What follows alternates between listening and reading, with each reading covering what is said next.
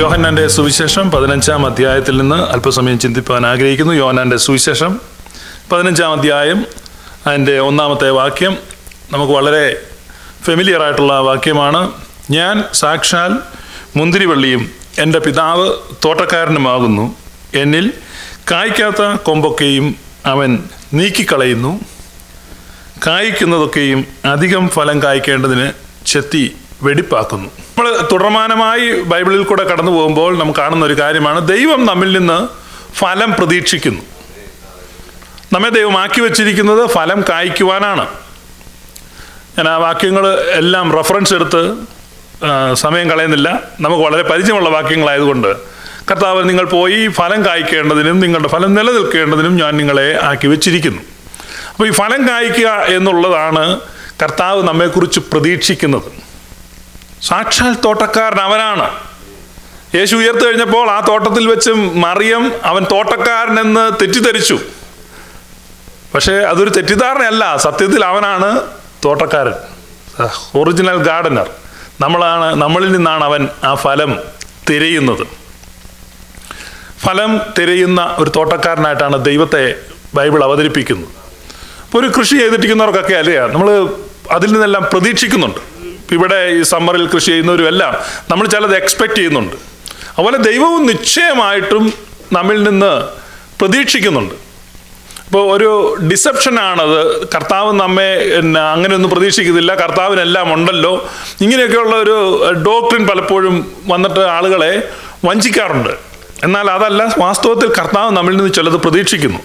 യേശു വ്യക്തമായി പറയുന്നു, ഞാൻ സാക്ഷാൽ മുന്തിരിവള്ളിയും നിങ്ങൾ എൻ്റെ ശാഖകളുമാകുന്നു.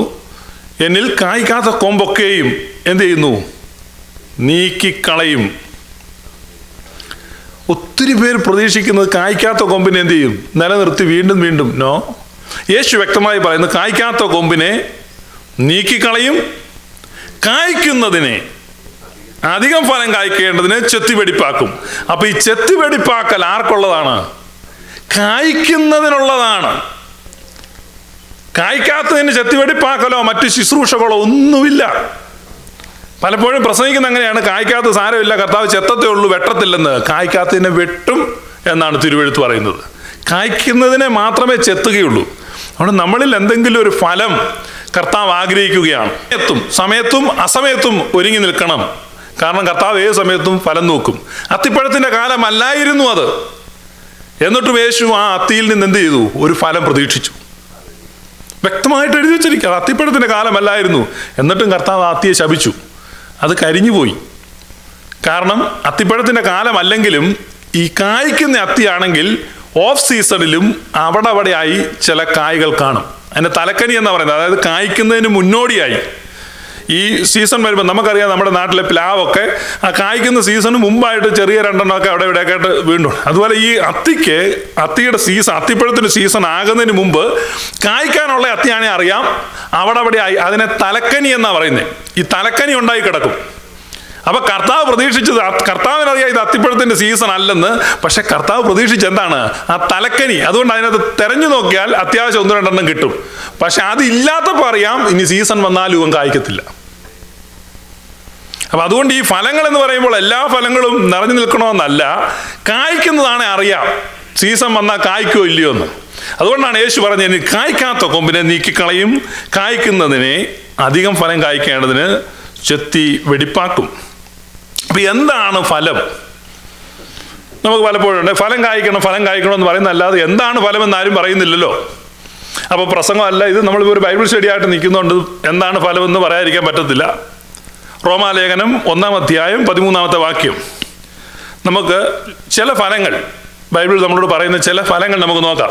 റോമാലേഖനം 1-ാം അധ്യായം 13-ാമത്തെ വാക്യം. എന്നാൽ സഹോദരന്മാരെ, എനിക്ക് ശേഷം ജാതികളിൽ എന്ന പോലെ നിങ്ങളിലും വല്ല ഫലവും ഉണ്ടാകേണ്ടതിന് നിങ്ങളുടെ അടുക്കൽ എന്ന് പറഞ്ഞാൽ ആത്മാക്കളെ നേടുന്നത് ഒരു ഫലമാണ്. ജാതികളുടെ ഇടയിൽ ശുശ്രൂഷ ചെയ്ത് ധാരാളം ആളുകളെ ക്രിസ്തുവിലേക്ക് നയിച്ച പൗലൂസ് പറയുകയാണ്, എനിക്കതുപോലെ നിങ്ങളുടെ ഇടയിൽ നിന്നും കുറച്ച് ഫലം ശേഖരിക്കണം. അപ്പോൾ ഒരാളെ ക്രിസ്തുവിലേക്ക് നയിക്കുന്നത് ഒരു ഫലമാണ്. കർത്താവ് നമ്മിൽ നിന്ന് പ്രതീക്ഷിക്കുന്ന ഒരു ഫലമാണ്. രണ്ടാമത് വേറൊരു ഫലം റോമാലേഖനം 15-ാം അധ്യായം അതിൻ്റെ 28-ാമത്തെ വാക്യം നമുക്ക് വായിക്കാം. റോമാലേഖനം 15-ാം അധ്യായം അതിൻ്റെ 28-ാമത്തെ വാക്യം.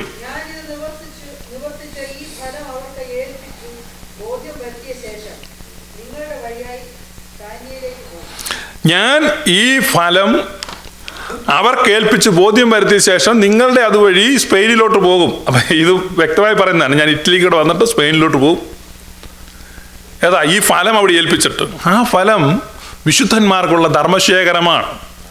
എന്ന് പറഞ്ഞാൽ നമുക്കുള്ള വിഭവ സമ്പത്തിനെ, നമ്മുടെ പണത്തെ, നമ്മുടെ സമ്പത്തിനെ ആവശ്യത്തിലിരിക്കുന്നവരുമായിട്ട് ഷെയർ ചെയ്യുന്നത് ഒരു ഫലമാണ്. കർത്താവ് നമ്മിൽ നിന്ന് പ്രതീക്ഷിക്കുന്ന ഒരു ഫലമാണ്. മൂന്നാമത് പത്രോസിൻ്റെ 2-ാം ലേഖനം 1-ാം അധ്യായം 5 മുതലുള്ള വാക്യങ്ങൾ. അത് നിമിത്തം തന്നെ നിങ്ങൾ സകല ഉത്സാഹവും കഴിച്ച് നിങ്ങളുടെ വിശ്വാസത്തോട് വീര്യവും, വീര്യത്തോട് പരിജ്ഞാനവും, പരിജ്ഞാനത്തോട് ഇന്ദ്രിയജയവും, ഇന്ദ്രിയജയത്തോട് സ്ഥിരതയും, സ്ഥിരതയോട് ഭക്തിയും, ഭക്തിയോട് സഹോദരപ്രീതിയും, സഹോദരപ്രീതിയോട് സ്നേഹവും കൂട്ടിക്കൊള്ളുവീൻ.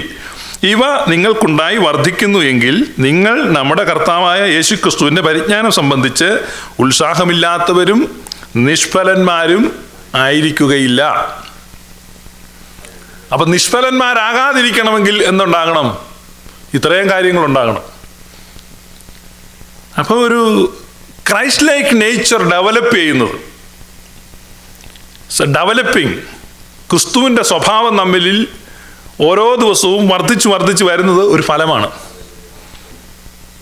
കർത്താവ് നമ്മിൽ നിന്ന് ആഗ്രഹിക്കുന്ന ഫലമാണ്. നമുക്ക് വളരെ പരിചയമുള്ളൊരു വാക്കുണ്ട്, അത് എടുക്കണ്ട. ഗലാത്യലേഖനം 5-ാം അധ്യായം 22 മുതൽ എന്താണ് ആത്മാവിൻ്റെ ഫലമോ? സ്നേഹം, സന്തോഷം, സമാധാനം. നമ്മളിങ്ങനെ പറയുന്ന ആത്മാവിൻ്റെ ഫലങ്ങൾ, fruits of the spirit. Fruits. കർത്താവ് നമ്മിൽ നിന്ന് ഫലങ്ങൾ ആഗ്രഹിക്കുന്നു. ഞാൻ കഴിഞ്ഞ ഒരു ക്ലാസ്സിൽ പറഞ്ഞല്ലോ, വരങ്ങളല്ല കർത്താവ് ആഗ്രഹിക്കുന്നത്, വരങ്ങൾ ആഗ്രഹിക്കുന്ന മനുഷ്യനാണ്. കർത്താവ് ആത്മാവിൻ്റെ ഫലങ്ങളാണ് ആഗ്രഹിക്കുന്നത്. വരങ്ങൾ ആരാഗ്രഹിക്കുന്നു? മനുഷ്യരാഗ്രഹിക്കുന്നു. വരങ്ങൾ ഓവർനൈറ്റ് കിട്ടുന്നതാണ്, ഫലങ്ങൾ കൾട്ടിവേറ്റ് ചെയ്ത് ക്രമേണ ഉണ്ടായി വരേണ്ടതാണ്. ഇപ്പം ക്രിസ്മസ് സീസണാണ്. 2015 ഡിസംബർ അവസാനത്തെ മാസത്തിൽ നമ്മൾ വന്നിരിക്കുകയാണ്, 2015.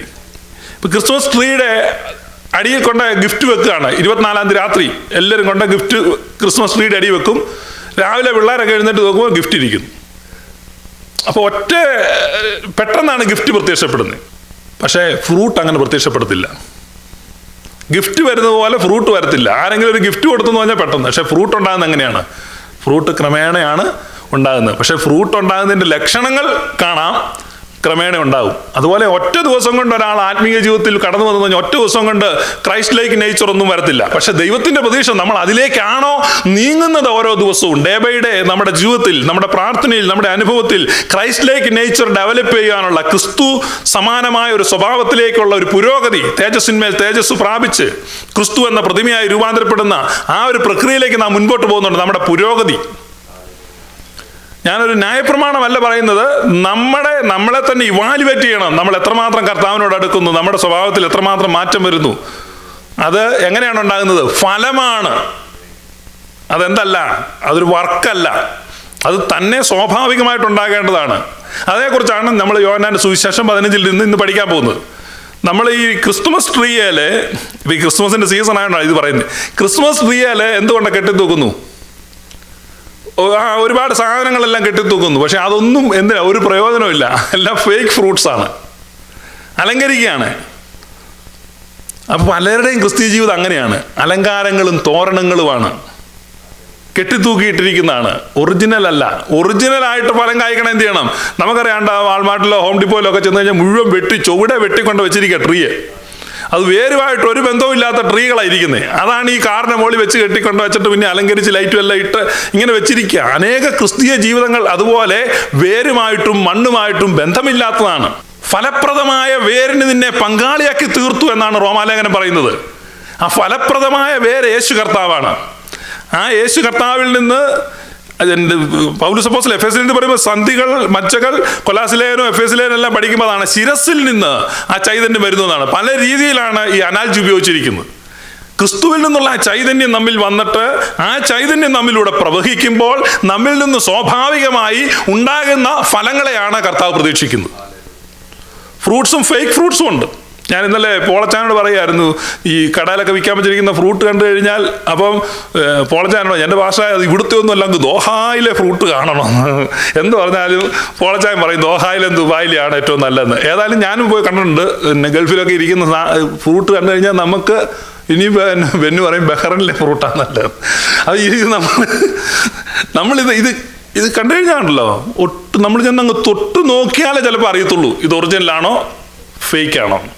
അതുപോലെ ആത്മാവിൻ്റെ ഫലങ്ങൾ ഇമിറ്റേറ്റ് ചെയ്യുന്നവരുണ്ട്. സ്നേഹം, സന്തോഷം, സമാധാനം, ദയ, ദീർഘക്ഷമ, പരോപകാരം, വിശ്വസ്തത, സൗമ്യത, ഇന്ദ്രിയജയം, ഇതിനെല്ലാം ഇമിറ്റേറ്റ് ചെയ്യുന്നുണ്ട്. കപടഭക്തി കാണിക്കുന്നു, കപടവിനയം കാണിക്കുന്നു, ആക്ട് ചെയ്യുന്നു. ആക്ച്വലി അത് ഒറിജിനൽ ഫ്രൂട്ട് അല്ല. ഒറിജിനൽ ഫ്രൂട്ട് ഉണ്ടായി വരേണ്ടതാണ്. ആത്മാവിൻ്റെ ഫലങ്ങളാണ്. ജഡത്തിൻ്റെത് പ്രവൃത്തിയാണ്. അത് വിശദീകരിക്കുന്നില്ല. ഗലാത്യലേഖനം പഠിക്കുമ്പോൾ ആത്മാവിൻ്റെത് ഫലങ്ങളാണ്, ജഡത്തിൻ്റെത് എന്താണ്? പ്രവൃത്തിയാണ്. അപ്പം നമ്മൾ സ്വാഭാവികമായിട്ടുണ്ടാകേണ്ട ഫലങ്ങളാണ്. അപ്പം കർത്താവിൽ നിന്ന് ഈ ഫലങ്ങൾ എങ്ങനെ ഉണ്ടാകുന്നു? അപ്പം ഒരു ഫലവും കൂടെ ഞാൻ പറയാം. എബ്രായ ലേഖനം 13:15.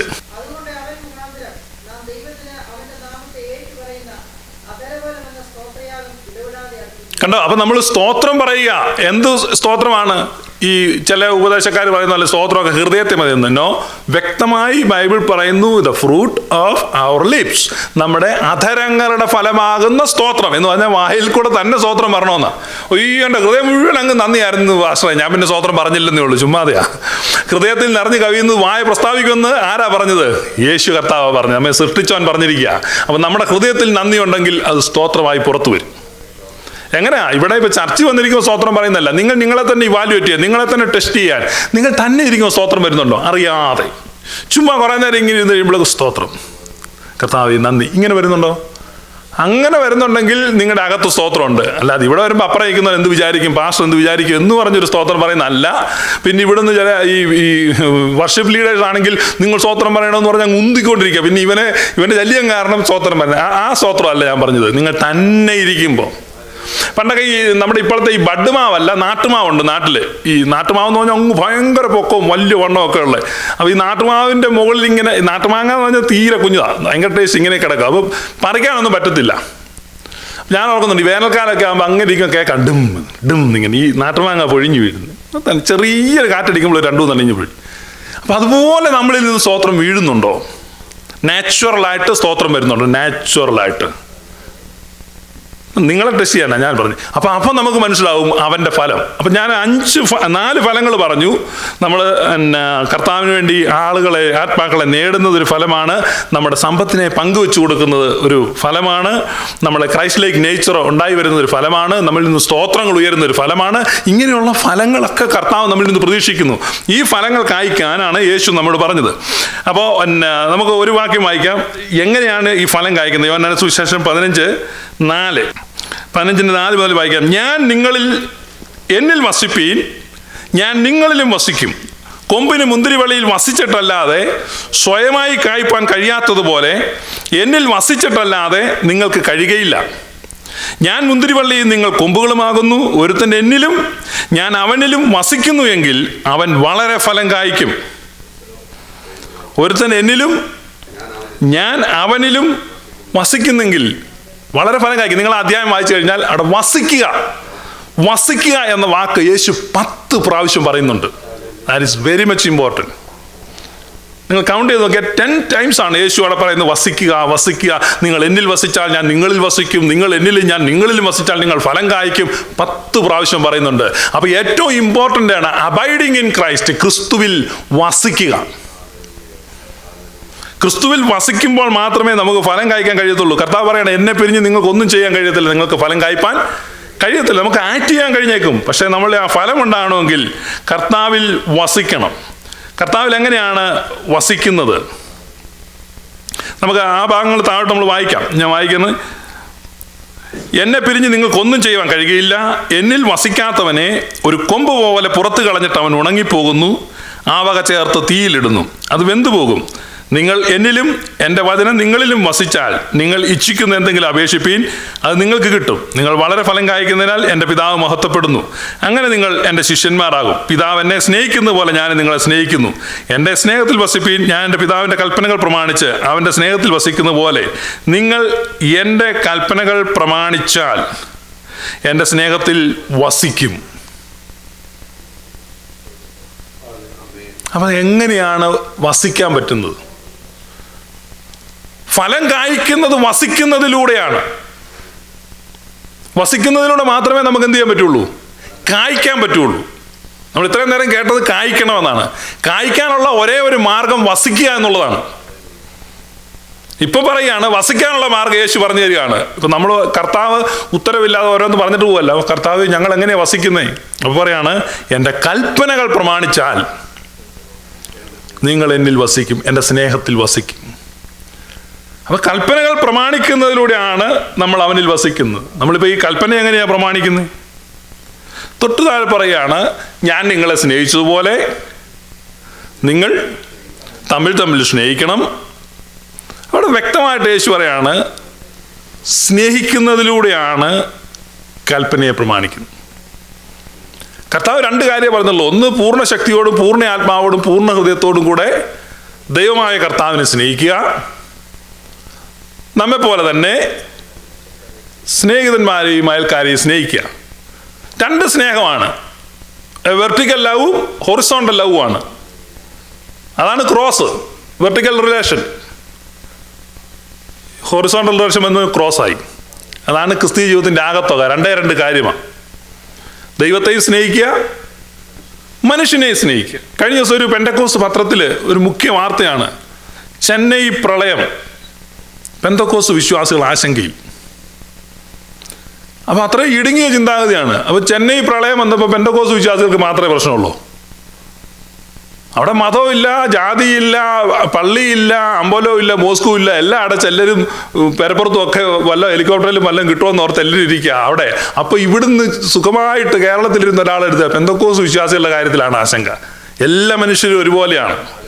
ദൈവം എല്ലാ മനുഷ്യരും ഒരുപോലെയാണ് സ്നേഹിക്കുന്നത്. അതുകൊണ്ട് നമ്മൾ ആശങ്കപ്പെടുമ്പോൾ എല്ലാവർക്കും വേണ്ടി ആശങ്കപ്പെടണം. പേർലാൻഡിലുള്ള എല്ലാവരും നമ്മുടെ സഹോദരി സഹോദരന്മാരാണ്. ഈ ഊഷ്ണി മുഴുവനുള്ള എല്ലാ മനുഷ്യരും. മൂക്കിൽ ശ്വാസമുള്ള ഒരു മനുഷ്യനുണ്ടോ? അവൻ ദൈവത്തിന്റെ ഛായയിലും സാദൃശ്യത്തിലും സ്വരൂപത്തിലും സൃഷ്ടിക്കപ്പെട്ട ഒരു മനുഷ്യനാണ്. ദൈവം നിർമ്മിച്ചവനാണ്. അപ്പൊ എല്ലാവരും ഒരുപോലെയാണ്. അപ്പൊ എല്ലാവരും ഒരുപോലെ സ്നേഹിക്കാൻ കഴിയുമ്പോഴാണ്, അതാണ് ക്രിസ്തുവിന്റെ സ്നേഹം വരുന്നത്. അതാണ് ഞാൻ പറഞ്ഞത്, ഫേക്ക് ലവ് വരുമ്പം അങ്ങനെയാണ്. നമ്മുടെ കുടുംബക്കാരെ മാത്രം സ്നേഹിക്കുക. അത് ദൈവത്തിൽ നിന്ന് പ്രേരിതമാക്കപ്പെടുന്ന ആത്മാവിന്റെ ഫലമാകുന്ന സ്നേഹമല്ല. ആത്മാവിന്റെ ഫലമാകുന്ന സ്നേഹമാകുമ്പോൾ അതെല്ലാവരിലേക്കും പോകും. Praise God. കാരണം നിങ്ങളുടെ സ്വർഗസ്ഥനായ പിതാവ് നല്ലവരുടെ മേലും ദുഷ്ടന്മാരുടെ മേലും നീതികെട്ടവരുടെ മേലും എല്ലാവരുടെ മേലും ഒരുപോലെയാണ് മഞ്ഞും മഴയും പെയ്യിക്കുന്നത്. അപ്പൊ കർത്താവ് മഴ പെയ്യിക്കുമ്പോൾ, ഓ നമ്മുടെ ഷൂപ്പാസ്റ്ററിന്റെ വീടാ, ഇന്ന് പുള്ളിക്ക് എന്തോ പരിപാടി, എണിച്ച മഴ കുറച്ച് കൊടുത്തേക്കാം. അങ്ങനെയല്ല. അപ്പുറം പെയ്യുന്ന പോലെ തന്നെ ഇപ്പുറം പെയ്യും. സൂര്യൻ ഉദിക്കുമ്പോൾ സുജിത്തിൻ്റെ വീട്ടിൽ ചിലപ്പോൾ വെട്ടം കൂടുതലിരിക്കട്ടെ, അങ്ങനെയാണോ? ആ വെട്ടം, വെളിച്ചം, കാറ്റ്, മഞ്ഞ് എല്ലാം ഒരുപോലെയാണ്. അപ്പം ദൈവത്തിൻ്റെ സ്നേഹം അതുപോലെയാണ്. അപ്പം ഒരു തരത്തിലും അപ്പം ഏതെങ്കിലും ഡിസ്ക്രിമിനേഷൻ വെച്ചാണ് നമ്മൾ സ്നേഹിക്കുന്നെങ്കിൽ അത് എവിടെ നിന്നുള്ള സ്നേഹമല്ല, ദൈവത്തിൽ നിന്നുള്ള ആത്മാവിൻ്റെ ഫലമായ സ്നേഹമല്ല. ആത്മാവിൻ്റെ ഫലമായ സ്നേഹം എല്ലാവരോടും ഉള്ളതാണ്. അതാണ് കർത്താവിന് ദൈവത്തോടുള്ള സ്നേഹം. അത് ഒന്നാമത്തെ കുരിശിൻ്റെ രണ്ട് കഷണമാണ്, മുകളിലോട്ടുമുണ്ട് സൈഡിലോട്ടുമുണ്ട്. ഇത് രണ്ടും വന്നു കഴിയുമ്പോൾ ആ സ്നേഹം പൂർണ്ണമാകും. അതുകൊണ്ടാണ് കർത്താവ് പറഞ്ഞത്, ആ സ്നേഹിക്കുന്നതിലൂടെ മാത്രമേ നമുക്ക് അനുസരിക്കാൻ കഴിയത്തുള്ളൂ. എങ്ങനെയാണ് അനുസരിക്കുന്നത്? എങ്ങനെയാണ് അനുസരിക്കുന്നത്? സ്നേഹിക്കുന്നതിലൂടെ. 3 തരത്തിൽ നമ്മൾ അനുസരിക്കും. 3 തരത്തിൽ. ഒന്ന്, ഈ കുഞ്ഞുങ്ങൾ എന്തെങ്കിലും പറഞ്ഞ് അനുസരിക്കുന്നത് എന്തുകൊണ്ടാ? കൊച്ചു കുഞ്ഞുങ്ങൾ, ഇപ്പൊ ആർക്കും അറിയത്തില്ല, കൊച്ചു കുഞ്ഞുങ്ങൾ എന്തെങ്കിലും അനുസരിക്കുന്നത് എന്തുകൊണ്ടാ? എക്സാക്ട്ലി, പേടി കൊണ്ടാണ്. അടി കിട്ടുമോ എന്നുള്ള പേടി കൊണ്ടാണ് കൊച്ചു പിള്ളേർ അനുസരിക്കുന്നത്. അപ്പം out of fear they are obeying. പക്ഷേ അല്പം കൂടെ കഴിഞ്ഞൊരു ടീനേജ് പ്രായമൊക്കെ ആയി കഴിയുമ്പോൾ അവർക്ക് ആ പേടി പോവും, അടി കിട്ടും എന്നുള്ള പേടിയൊക്കെ പോവും. ടീനേജ് പരുവത്തിലുള്ളവർ അനുസരിക്കുന്നത് എന്തിനാ? ഫേവർ കിട്ടാനാ, എന്തെങ്കിലും അനുസരിക്കുകയൊക്കെ ചെയ്യുകയാണെങ്കിൽ സ്റ്റോറിൽ കൂടെ പോകുമ്പോൾ എന്തെങ്കിലും ചൂണ്ടിക്കാണിച്ച് അത് മേടിച്ച് കിട്ടും, പിന്നെ അത് കിട്ടും, ഇത് കിട്ടും, അല്ലെ ഐറ്റ്യൂൺസിൻ്റെ ഒരു കാർഡ് കിട്ടും. ഇങ്ങനെ പല പല ഉന്നങ്ങൾ അവരുടെ മനസ്സിലുള്ളത് കൊണ്ട് അവരനുസരിക്കും. നമ്മളും പലപ്പോഴും അനുസരിക്കുന്നത് അതൊക്കെ തന്നെയാണ്. കാരണം നമ്മുടെയിലും ലിസ്റ്റ് ഇരിപ്പുണ്ട്, ക്രിസ്മസിൻ്റെ വിഷ് ലിസ്റ്റ് പിള്ളേരുടെ ഇരിപ്പുണ്ട്, നമ്മുടെ ഒരു കർത്താവിൻ്റെ കൈ കൊടുക്കുന്ന ഷോപ്പിംഗ് ലിസ്റ്റ് ഉണ്ട്. അപ്പോൾ നമ്മളും ഇതിങ്ങനെ ഹൈഡ് ചെയ്ത് വെച്ചിരിക്കുകയാണ്. ഇത് മറച്ചു വെച്ചിട്ടാണ് നമ്മൾ ഈ അനുസരിക്കുന്നതായിട്ട് ആക്ട് ചെയ്യുന്നത്. ആക്ച്വലി ഈ ടീനേജർക്ക് അനുസരിക്കാനൊന്നും താല്പര്യമൊന്നുമില്ല, ഉള്ളിൽ ഭയങ്കര റിബല്യസുമാണ്. കാരണം പക്ഷേ ഈ അനുസരിക്കുന്നതിൻ്റെ കാര്യം വേറെ ഓപ്ഷൻ ഇല്ല. കാരണം ഇവിടുന്ന് എന്തെങ്കിലും ഫേവർ കിട്ടണം. അതുകൊണ്ട് നമുക്ക് പല പല കാര്യങ്ങൾ നമ്മൾ കർത്താവിൻ്റെ മുമ്പിൽ വെച്ചിട്ടുണ്ട്. ഇതെല്ലാം നമുക്ക് തട്ടിയെടുക്കാൻ വേണ്ടിയാണ് നമ്മൾ എന്ത് ചെയ്തുകൊണ്ട്. അപ്പോൾ ആ ഒരു ടീനേജ് ബിലീവർ, മറ്റേത് ചൈൽഡ് ബിലീവറാണ്. അപ്പം ടീനേജ് വരുമ്പോൾ അങ്ങനെയാണ്. പക്ഷെ ഒരു മച്വറായിട്ടുള്ള, സ്വന്തമായി ട്രെയിനിങ് ഉള്ള മച്വറായ ഒരു സൺ ഓർ ഡോട്ടർ ഒരു ഫാദറിനെ ഒബേ ചെയ്യുകയാണ്. അതിനിപ്പോൾ ഫാദറിനെ പേടിയില്ല, ഫാദറിൽ നിന്നൊന്നും പ്രതീക്ഷിക്കുന്നില്ല. പക്ഷെ പിന്നെയും അവൻ അപ്പം പറഞ്ഞ എന്ത് ചെയ്യും? അനുസരിക്കുന്നു. അതെന്തിനാ? That is out of love. അതാണ് സ്നേഹത്തിൽ നിന്നുള്ള അനുസരണം. അപ്പം നമ്മൾ ദൈവത്തിൻ്റെ കൽപ്പന അനുസരിക്കുന്ന സ്നേഹത്തിൽ നിന്നാണോ, അതോ ഭയത്തിൽ നിന്നാണോ, അതോ ഫേവർ പ്രതീക്ഷിച്ചാണോ, എനിക്കെന്തെങ്കിലും കിട്ടും എന്ന് പ്രതീക്ഷിച്ചാണോ അനുസരിക്കുന്നത്? നമ്മൾ സ്വയം ചിന്തിക്കണം. നമ്മൾ എന്തെങ്കിലും കർത്താവിൽ നിന്ന് തട്ടിയെടുക്കാൻ അത് കിട്ടും ഇത് കിട്ടുന്നോ? അപ്പം സ്നേഹത്തിൽ നിന്നുള്ള, അതാണ് ആ പൂർണ്ണതയിലേക്ക് വരുന്നത്. ഇതാണ് ആകെ ഈ പൗലോസ് ഈ ലേഖനം മുഴുവൻ എഴുതി നമ്മെ പ്രബോധിപ്പിക്കുന്നതിൻ്റെ മുഴുവൻ എസൻസ് ഇതാണ്. നമ്മൾ ആ ഒരു ലെവലിലേക്ക് എത്തണം എന്നാണ് ഇതിൻ്റെ മൊത്തം. അതാണ് പറഞ്ഞ് ഏതൊരു മനുഷ്യനെയും ക്രിസ്തുവിൽ തികഞ്ഞവനായി നിർത്തേണ്ടതിന് ഞാൻ സകല ജ്ഞാനത്തോടും എല്ലാ ചാതുര്യത്തോടും ഞാൻ പരിശ്രമിച്ച് ഇതിനെ പ്രബോധിപ്പിക്കുന്നു എന്നൊക്കെ പൗലോസ് എഴുതി വെച്ചിരിക്കുന്നത്. കാരണം ഇതാണ്, നമ്മൾ അതാണ് ഈ വളർച്ച എന്ന് പറയുന്നത്. ആത്മീയ വളർച്ച ഒന്നിനു വേണ്ടി അല്ലാതെ കർത്താവിൻ്റെ സന്നിധിയിൽ സമയം ചെലവഴിക്കുക, ഒന്നിനു വേണ്ടി അല്ലാതെ കർത്താവിൻ്റെ കൽപ്പനയെ അനുസരിക്കുക, മനഃപൂർവ്വമായി കർത്താവിൻ്റെ കൽപ്പന അനുസരിക്കുക. ഇപ്പം നമുക്ക് പലപ്പോഴും ഇത് മനസ്സിലാകുന്നില്ല. കാരണം നമ്മൾ വാണിജ്യ വിശ്വാസം, നമ്മൾ ട്രേഡിംഗ് ആണ്. കർത്താവ് അങ്ങനെ ചെയ്താൽ ഇങ്ങനെ തരാം, ഇതെല്ലാം കർത്താവുമായിട്ട് കച്ചവടം ചെയ്തുകൊണ്ടിരിക്കുകയാണ്. അപ്പം അതുകൊണ്ട് നമുക്ക് പലപ്പോഴും ഇത് ഗ്രഹിക്കാൻ പറ്റത്തില്ല. അപ്പം സ്നേഹിക്കുന്നതിലൂടെ മാത്രമേ നമുക്ക് അനുസരിക്കാൻ കഴിയത്തുള്ളൂ. ഇനി നമ്മൾ എങ്ങനെയാണ് സ്നേഹിക്കുന്നത്? എങ്ങനെയാണ് സ്നേഹിക്കുന്നത്? സ്നേഹിക്കാൻ പറ്റുന്നത് എങ്ങനെയാണ്? കമോൺ, നിങ്ങൾ ആരും ആരെ സ്നേഹിച്ചിട്ടില്ല. എല്ലാവരും ഒരാളെ നമുക്ക് സ്നേഹിക്കണം. എങ്ങനെ സ്നേഹിക്കാൻ പറ്റും? ഇപ്പം ഞാൻ നിങ്ങളോട് പറയാം, ഇങ്ങനെ ഒരാളുണ്ട്, അങ്ങനെയുള്ള നമുക്കൊരു സ്നേഹം തോന്നത്തില്ല. തോന്നുമോ? ഒരാളെ സ്നേഹിക്കണമെങ്കിൽ അയാളെ അറിയണം, അല്ലേ? അറിയാത്ത ഒരാളെ എങ്ങനെ സ്നേഹിക്കുന്നേ? അപ്പം നോവിങ്, അറിയുക എന്നുള്ളതാണ് സ്നേഹത്തിലേക്കുള്ള പടി.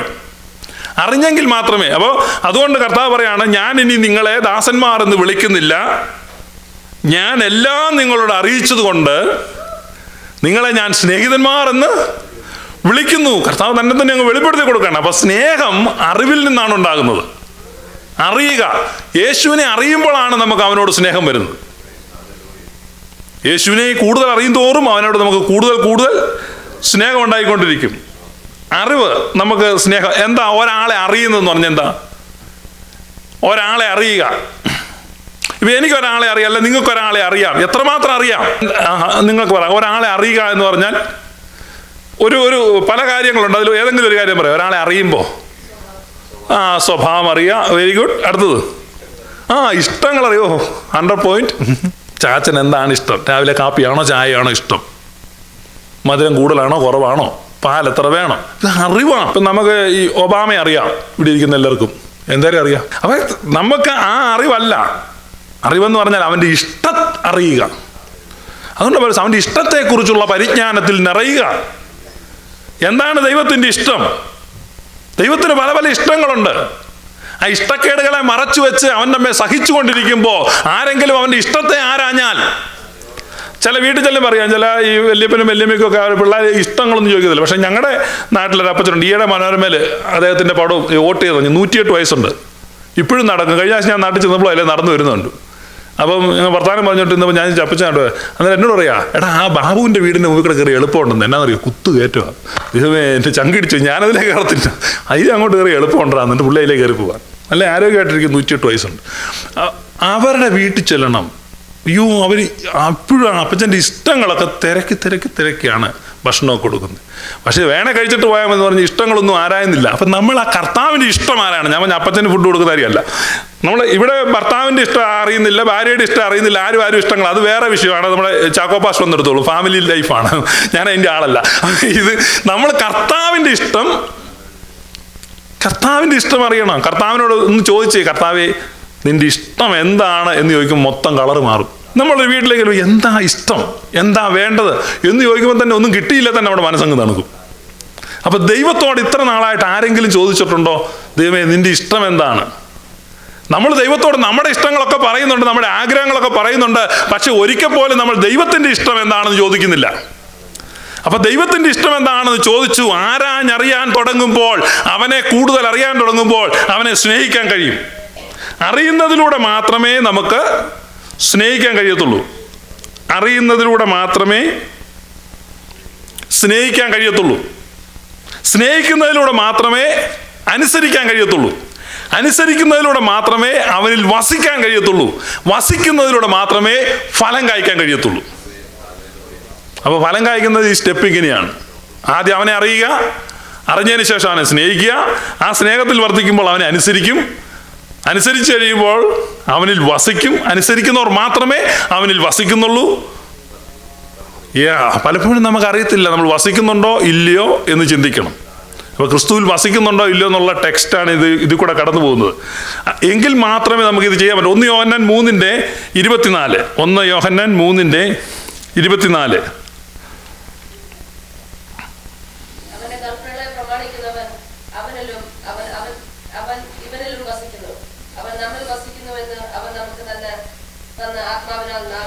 കണ്ടോ, എത്ര ബ്യൂട്ടിഫുൾ വാക്യമാണ്. കർത്താവ് ആ യോഹന്നാൻ സുവിശേഷത്തിൽ പറഞ്ഞിരിക്കുന്ന കാര്യങ്ങളെല്ലാം കൂടെ ഒറ്റ വാക്യത്തിൽ യോഹന്നാൻ പറയുകയാണ്. അവൻ്റെ കൽപ്പനകളെ പ്രമാണിക്കുന്നവൻ അവനിലും അവൻ ഇവനിലും വസിക്കുന്നു, അവൻ നമ്മിൽ വസിക്കുന്നുവെന്ന് നമുക്ക് തന്ന ആത്മാവിനാൽ അറിയുന്നു. അപ്പൊ ഈ അറിവ് എങ്ങനെ ഉണ്ടാകുന്നേ? കമോൺ, അറിവ് എങ്ങനെ ഉണ്ടാകുന്നേ? വായിച്ച വാക്യത്തിൽ എഴുതി ആത്മാവിനാൽ. ഏതാത്മാവിനാലാ? അവൻ നമുക്ക് തന്ന ആത്മാവിനാൽ, അല്ല നമ്മുടെ ആത്മാവല്ല, പരിശുദ്ധാത്മാവിനാൽ. ഈ പരിശുദ്ധാത്മാവിനെ പ്രാപിക്കണം എന്ന് പറയുന്നതിന്റെ പ്രധാന കാര്യം അതാണ്. അപ്പൊ പരിശുദ്ധാത്മാവിനാലാണ് നമ്മൾ കർത്താവിനെ അറിയുന്നത്. ദൈവത്തിന്റെ സ്നേഹം നമ്മുടെ ഹൃദയങ്ങളിലേക്ക് പരിശുദ്ധാത്മാവിലൂടെയാണ് വർഷിക്കപ്പെടുന്നത്. റോമ 5:5. അങ്ങനെ കർത്താവിനെ അറിയാം. കർത്താവിനെ അറിയാനുള്ള ഒരു മാർഗമാണ് ആത്മാവിൽ നമുക്ക് കർത്താവിനെ അറിയാൻ പറ്റും. വചനം വായിക്കുന്നതിലൂടെ കർത്താവിനെ നമുക്കറിയാൻ പറ്റും. അവൻ്റെ ഹിതത്തെ, അവൻ്റെ ഇഷ്ടത്തെ അറിയാൻ പറ്റും, അവൻ്റെ സ്വഭാവത്തെ അറിയാൻ പറ്റും. ബൈബിളിലൂടെ നിരന്തരമായി കടന്നു പോകുമ്പോൾ, തിരുവെഴുത്തിലൂടെ കടന്നു പോകുമ്പോൾ പല കാര്യങ്ങളിൽ അവൻ ഓരോ വ്യക്തികളോട് ഓരോ സന്ദർഭത്തിൽ ഇടപെട്ട കാര്യങ്ങളും എല്ലാം എഴുതി വെച്ചിരിക്കുക. നല്ലതും ചീത്തയുമായിട്ടുള്ള എന്തെല്ലാം കാര്യങ്ങളാണ് ബൈബിളിൽ എഴുതി വെച്ചിരിക്കുന്നത്. ഈ മുസ്ലിം സഹോദരങ്ങൾ ചോദിക്കും, എന്തിനാ ഇതെല്ലാം കൂടെ ബൈബിൾ? ഇതാണ് തിരുവെഴുത്ത്. ഇത് നമുക്ക് വേണ്ടി കർത്താവ് തന്നിരിക്കുന്നത്. കാരണം ജീവിതത്തിൻ്റെ ഏത് ഇൻസ്റ്റന്റിലും കർത്താവ് എങ്ങനെയാണ് ഇടപെടുന്നത് അറിയാൻ എല്ലാ തെളിവുകളും ഇതിനകത്തുണ്ട്. അതാണ് പെർഫെക്റ്റ് ബുക്ക്. അല്ല കുറെ മന്ത്രങ്ങളും സൂക്തങ്ങളും ചൊല്ലി വെച്ചിരിക്കുന്നതല്ല പലരുടെയും പുസ്തകം പോലെ. ഇതിനകത്ത് എല്ലാമുണ്ട്. കൊലപാതകവും വ്യഭിചാരവും മോഷണവും ചതിയും വഞ്ചനയും യുദ്ധങ്ങളും കലഹങ്ങളും കുടുംബ പ്രശ്നങ്ങളും എന്തെല്ലാം കാര്യങ്ങളാണ്, എല്ലാം കർത്താവ് ഡീൽ ചെയ്യുകയാണ്. അപ്പൊ കർത്താവ് എങ്ങനെയാണ്, കർത്താവിൻ്റെ സ്വഭാവം എന്താണ്, കർത്താവ് ആരാണ് എന്ന് മനസ്സിലാക്കാൻ ഈ സ്ക്രിപ്ചർ നമ്മെ സഹായിക്കും.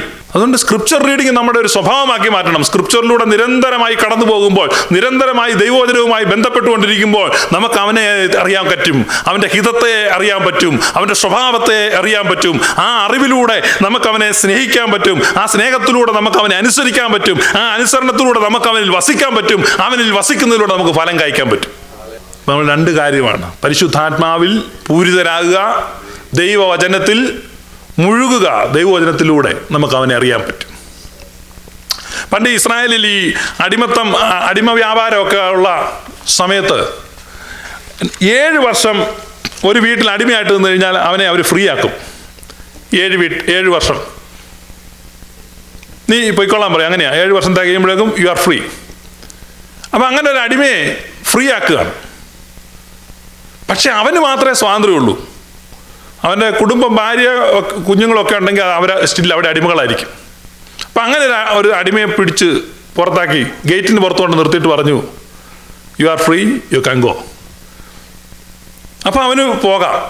അപ്പം പോകുന്നില്ലെങ്കിൽ അടുത്ത നടപടി എന്നാണെന്ന് ചോദിച്ചാൽ, എനിക്ക് വേണ്ട, ഞാൻ പോകുന്നില്ല, എനിക്ക് സ്വാതന്ത്ര്യം വേണ്ടെന്ന് വേണേൽ അവന് പറയാം. അങ്ങനെ പറഞ്ഞാലുള്ള പരിപാടി അന്നേരം അവനെ പിടിച്ചിട്ട് ഈ പടിപ്പുര വാതുക്കൽ ഈ കട്ടളപ്പടിയുടെ അടുത്തുകൊണ്ട് നിർത്തിയിട്ട് ആ കട്ടളക്കാലിനോട് ചേർത്ത് വെച്ച് അവൻ്റെ ചെവിക്കെട്ടൊരു ആണി അടിക്കും.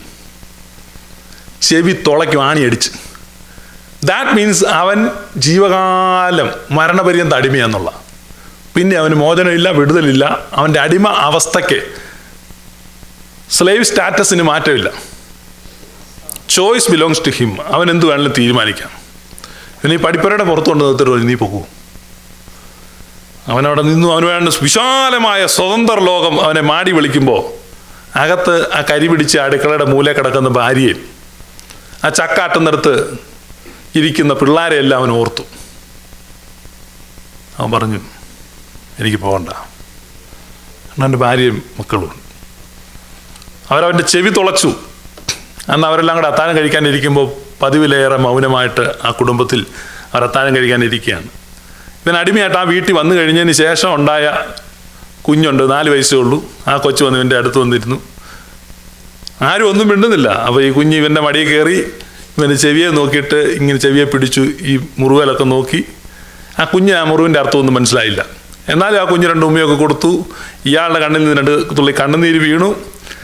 കാലങ്ങൾ കഴിയുമ്പോൾ ആ കുഞ്ഞ് വളർന്നു വരുമ്പോൾ മാത്രമേ ആ കാതുകളിലെ മുറിവിൻ്റെ അർത്ഥം, അതിൻ്റെ ത്യാഗം, ആ സ്നേഹത്തിൻ്റെ വില ഇവന് മനസ്സിലാവത്തുള്ളൂ. അതുവരെ അവൻ അതൊരു കൗതുകമായ ഒരു ബ്ലഡ് സ്പോട്ട് മാത്രമാണ്. ആ അറിവ്, അപ്പോഴാണ് ആ സ്നേഹം അതിൻ്റെ പൂർണ്ണതയിൽ വരുന്നത്, ആഴത്തിൽ സ്നേഹിക്കാൻ കഴിയുന്നത്. കർത്താവ് നമ്മെ എത്രമാത്രം സ്നേഹിച്ചെന്ന്, അവൻ്റെ മുറിവുകളുടെ ആഴം, അവൻ്റെ മുറിവുകളുടെ അർത്ഥം നമുക്ക് മനസ്സിലാകണമെങ്കിൽ നീ എനിക്ക് ചെവികളെ തുളച്ചിരിക്കുന്നു. ആ തുളയ്ക്കപ്പെട്ട കാതുകളുടെ അർത്ഥം, അവൻ ദൈവത്തോടുള്ള സമത്വം മുറുകെ പിടിക്കാതെ ദാസരൂപമെടുത്തു വേഷത്തിൽ മനുഷ്യനായി അനുസരണമുള്ളവനായി തീർന്നു. കുരിശിലെ മരണത്തോളം അവൻ അനുസരണമുള്ളവനായി തീർന്നു. അത്ര സിമ്പിൾ വാക്യമാണ്, പക്ഷേ അതിൻ്റെ അർത്ഥം നോക്കണം. അവൻ ദൈവത്തോടുള്ള സമത്വം കാര്യമായി പരിഗണിക്കാതെ അവൻ തന്നെത്താൻ ശൂന്യനാക്കി. He emptied himself. അവൻ തന്നെത്താൻ ശൂന്യനാക്കി. അവനെ ആരും നിർബന്ധിച്ച് വിട്ടതല്ല. പലരും പറയുന്ന പോലെ പിതാവ് അവനെ ഉന്തി വിട്ടു എന്നൊക്കെ പറയുന്ന പല തിയോളജി ഞാൻ കേട്ടിട്ടുണ്ട്. പക്ഷെ ബൈബിൾ അങ്ങനെ പറയുന്നില്ല. ബൈബിൾ പറയുന്നത് എന്താണ്? അവൻ തന്നെത്താൻ ശൂന്യനാക്കി. അവൻ തന്നെ അവനെ ശൂന്യനാക്കി ഇറങ്ങിപ്പോരുക. അല്ലാതെ അവിടെ നിന്ന് ആരും തള്ളിവിട്ടൊന്നുമല്ല, നീ പോയി മരിച്ചിട്ട് വാടാ ഒന്നുമല്ല. അവൻ തന്നെത്താൻ നമ്മോടുള്ള സ്നേഹം നിമിത്തം അവൻ തന്നെത്താൻ ശൂന്യനാക്കി. നമുക്ക് എവിടുന്ന് നമ്മുടെ പദവിയിൽ നിന്ന് ഒരല്പം കുറഞ്ഞു പോയാൽ, നമുക്ക് കിട്ടുന്ന പരിഗണനയിൽ ഒരു പോയിന്റ് കുറഞ്ഞു പോയാൽ നമ്മൾ പൊട്ടിത്തെറിക്കും, നമ്മൾ പിണങ്ങിപ്പോകും, നമ്മൾ ഇറങ്ങിപ്പോകും, പലതും സംഭവിക്കും. പക്ഷെ കർത്താവ് നോക്കുക, അവന് കിട്ടിയിരുന്ന എല്ലാ പരിഗണനയും, എല്ലാ ആരാധനയും, എല്ലാ ഗ്ലോറിയും, എല്ലാ മഹത്വവും സ്വർഗത്തിൽ പിതാവിൻ്റെ വലതുഭാഗത്തിരിക്കുന്ന സകലത്തിൻ്റെയും അധികാരിയായവൻ, സകലത്തിൻ്റെയും കാരണഭൂതനായവൻ, സകലത്തെയും തൻ്റെ ശക്തിയുള്ള വചനത്താൽ സംവഹിക്കുന്നവൻ, ദൈവത്തിൻ്റെ തേജസ്സിൻ്റെ പ്രഭയും അവൻ്റെ തത്വത്തിന്റെ മുദ്രയുമായവൻ, അവൻ ഈ താണലോകത്തേക്ക് ഇറങ്ങി വരിക വേഷത്തിൽ മനുഷ്യനായി. അവൻ കുരിശിലെ മരണത്തോളം അനുസരണമുള്ളവനായി അവൻ നമുക്ക് വേണ്ടി മരിച്ചതാണ് അവൻ കാണിച്ച മാതൃക. നമ്മൾ അവൻ്റെ മുറിവിൻ്റെ ആഴം മനസ്സിലാക്കണം. അവൻ നമുക്ക് വേണ്ടി മുറിവേറ്റു എന്ന് പറയുമ്പോൾ അതെന്താണെന്ന് മനസ്സിലാക്കണം. ആ കൊച്ചു നിൽക്കുന്ന ആ പരുവത്തിലല്ല. അതാണ് ഈ പൗലോസ് എഴുതി വെച്ചത് മുഴുവൻ. നീ ശിശുവായിരുന്നപ്പോൾ ശിശുവിനെ പോലെ ചിന്തിച്ചു, ഞാൻ മുതിർന്ന ശേഷം അതെല്ലാം ത്യജിച്ച് കളഞ്ഞു. ക്രിസ്തുവിൽ മുതിരുക, വളരുക എന്ന് പറഞ്ഞാൽ ക്രിസ്തുവിനെ അറിയുക എന്നുള്ളതാണ്. അവൻ എനിക്ക് വേണ്ടി എന്തിന് മരിച്ചു, എങ്ങനെ മരിച്ചു, അവൻ്റെ സ്നേഹത്തിൻ്റെ മൂല്യവും ത്യാഗത്തിൻ്റെ വിലയും അവൻ്റെ ആ സ്നേഹത്തിൻ്റെ ആഴവും. അതുകൊണ്ടാണ് പറയുന്നത്, ഓ കർത്താവിൻ്റെ സ്നേഹം, അതിൻ്റെ ആഴം, അതിൻ്റെ ഉയരം, അതിൻ്റെ വീതി, ഇതൊക്കെ ആർക്കറിയാൻ കഴിയും? അവസാനം പൗലോസ് എഴുതി വെച്ചിരിക്കുക, ഇതെത്ര ഭയങ്കരമാണ്. നമ്മൾ എത്രമാത്രം അതിനെ മനസ്സിലാക്കുന്നു. ഇതാണ് ക്രിസ്തീയ ജീവിതം. നമ്മൾ തിരക്ക് പിടിച്ച ലോകത്തിലൂടെ ഇങ്ങനെ ഇതൊന്നും ചിന്തിക്കാതെ പാഞ്ഞുപോയി വല്ലപ്പോഴും ഒരു ഞായറാഴ്ച വന്ന് അല്പസമയം വീടിരുന്ന് പാട്ടുപാടി പോകുന്നതല്ല. നാം കർത്താവിനെ അറിയണം. നമ്മെക്കുറിച്ചുള്ള ജീവിതത്തിൻ്റെ ആകെയുള്ള ഉദ്ദേശം ഇതാണ്. ജോലി ചെയ്യണം, ബിസിനസ് ചെയ്യണം, പണം ഉണ്ടാക്കണം, അതെല്ലാം വേണ്ടതാണ് ഈ ലോക ജീവിതത്തിന് നിലനിൽപ്പിന് വേണ്ടി മാത്രം. ഒരു ട്രെയിനിലെ ബെർത്തിൻ്റെ വിലയേ ഉള്ളിത്. ട്രെയിനിലെ ബെർത്ത് വേണം നിശ്ചയമായിട്ടും, പക്ഷെ എവിടെ നമ്മൾ ഇറങ്ങുന്ന വരത്തേക്കേ ഉള്ളൂ. പിന്നെ അല്ലാതെ ആർക്കും ഈ KK എക്സ്പ്രസ് അല്ലെ ആ ബെർത്തുമായിട്ട് ഒരു ബന്ധവുമില്ല. അതുപോലെ ഈ ലോകമായിട്ട് നിനക്കും അത്രയും ബന്ധമേ ഉള്ളൂ. എൻ്റെ ജോലിയുമായിട്ടും അത്രയും ബന്ധമേ ഉള്ളൂ, അതുമായിട്ട് അത്രയും കമ്മിറ്റ്മെൻറ്റേ പാടുള്ളൂ, അതത്രയേ ഉള്ളൂ. പക്ഷെ നിന്നെ സംബന്ധിച്ച് ആത്യന്തികമായ വിളിയും നിന്നെക്കുറിച്ചുള്ള ദൈവത്തിൻ്റെ ഉദ്ദേശവും അവൻ്റെ പുത്രനെ അറിയുക എന്നുള്ളതാണ്. അവൻ്റെ പുത്രനെ അറിയുക എന്നുള്ളത് നമ്മുടെ ജീവിതത്തിൻ്റെ ആകത്തുക, നമ്മുടെ ലക്ഷ്യം, നമ്മുടെ ആഗ്രഹം, നമ്മുടെ അഭിലാഷം എല്ലാം യേശുവിനെ അറിയുക എന്നുള്ളതായിരിക്കണം. യേശുവിനെ അറിയുന്നതിലൂടെ മാത്രമേ നമുക്ക് അവനെ സ്നേഹിക്കാൻ കഴിയത്തുള്ളൂ. അവനെ സ്നേഹിക്കുന്നതിലൂടെ മാത്രമേ നമുക്ക് അവൻ്റെ കൽപ്പനകളെ അനുസരിക്കാൻ കഴിയത്തുള്ളൂ. അവനെ അനുസരിക്കുന്നതിലൂടെ മാത്രമേ നമുക്ക് അവനിൽ വസിക്കാൻ കഴിയത്തുള്ളൂ. അവനിൽ വസിക്കുന്നതിലൂടെ മാത്രമേ നമുക്ക് ഫലം കായ്ക്കാൻ കഴിയത്തുള്ളൂ. അങ്ങനെ ഫലം കായ്ക്കുന്നതിലൂടെ മാത്രമേ നമുക്ക് ആ പിതാവിനെ പ്രസാദിപ്പിക്കാൻ കഴിയത്തുള്ളൂ. അവിടെയാണ് നമുക്ക് ദൈവപ്രസാദം ഉണ്ടാകുന്നത്. കാരണം അവൻ ഫലം തിരഞ്ഞു വരുന്ന തോട്ടക്കാരനാണ്. ഇന്നും അവൻ നമ്മളിൽ നോക്കുകയാണ്.